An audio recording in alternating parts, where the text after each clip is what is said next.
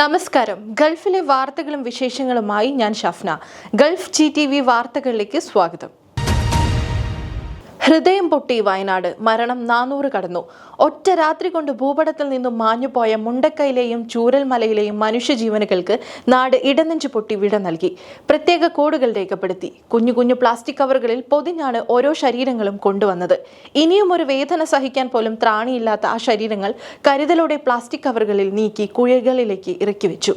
കണ്ടു നിൽക്കുന്നവരുടെ ഹൃദയം തകർക്കുന്ന കാഴ്ചയായിരുന്നു അത്. തങ്ങളുടെ പ്രിയപ്പെട്ടവരെയാണ് ആ മണ്ണിലടക്കുന്നതെന്ന ഉറച്ച ബോധ്യം അവിടെ കൂടി നിൽക്കുന്നവർക്കുണ്ടായിരുന്നു. പുത്തുമലയിലെ ഹാരിസൺ പ്ലാന്റേഷനിലാണ് അവർക്ക് നിത്യനിദ്ര ഒരുക്കിയത്. ആരെന്ന് പോലും തിരിച്ചറിയാതെയാണ് ദുരന്തത്തിന്റെ 7ാം പക്കം അവർ മണ്ണിലേക്ക് മടങ്ങിയത്. അതിനാൽ തന്നെ എന്നെങ്കിലും ഒരിക്കൽ തിരിച്ചറിയാമെന്നോണം DNA സാമ്പിൾ നമ്പറുകൾ കുഴിമാടത്തിൽ പ്രത്യേകം രേഖപ്പെടുത്തി വെച്ചിരുന്നു. 16 മൃതദേഹങ്ങളാണ് ആദ്യഘട്ടത്തിൽ സംസ്കരിച്ചത്. പൂർണ്ണ രൂപത്തിലുള്ള ശരീരങ്ങളായിരുന്നു അവരെല്ലാവരുമെങ്കിലും ഉറ്റവർക്ക് പോലും തിരിച്ചറിയാൻ സാധിക്കാത്ത രീതിയിലായിരുന്നു. ഭീകര സംഘടനയായ മുസ്ലിം ബ്രദർഹുഡിന്റെ അംഗങ്ങൾ UAE പുറത്തുവച്ച് രൂപീകരിച്ച പുതിയ രഹസ്യ സംഘടന അന്വേഷണ സംഘം കണ്ടെത്തി. രാജ്യത്തെ പ്രവർത്തനങ്ങൾ വീണ്ടും സജീവമാക്കാനായാണ് രഹസ്യ സംഘടനകൾ പ്രവർത്തിക്കുന്നത്. 2013 നിരോധിച്ച റിഫോം കോൾ എന്ന തീവ്രവാദ സംഘടനയുടെ ഭാഗമായിരുന്നവരാണ് ഇതിന് പിന്നിൽ പ്രവർത്തിക്കുന്നത്.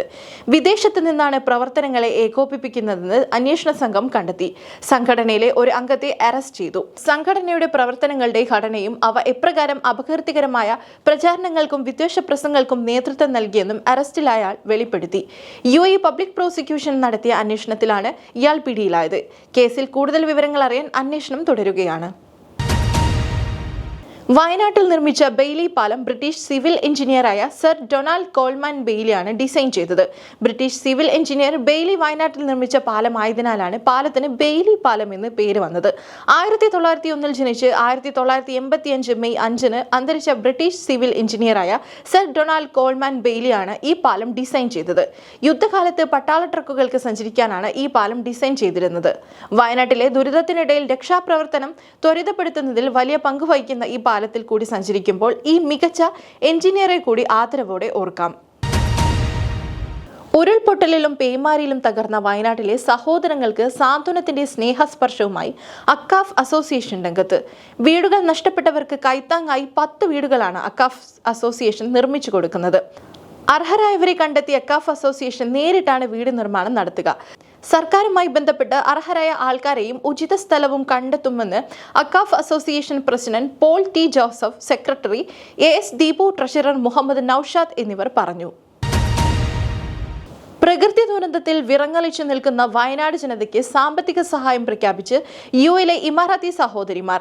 മലയാളം പറഞ്ഞ് സാമൂഹ്യ മാധ്യമങ്ങളിൽ വൈറലായ നൂറയും മറിയയുമാണ് മുഖ്യമന്ത്രിയുടെ ദുരിതാശ്വാസ നിധിയിലേക്ക് സംഭാവന നൽകിയത്. സംഭാവന നൽകിയ തുക ഇരുവരും വെളിപ്പെടുത്തിയിട്ടില്ല.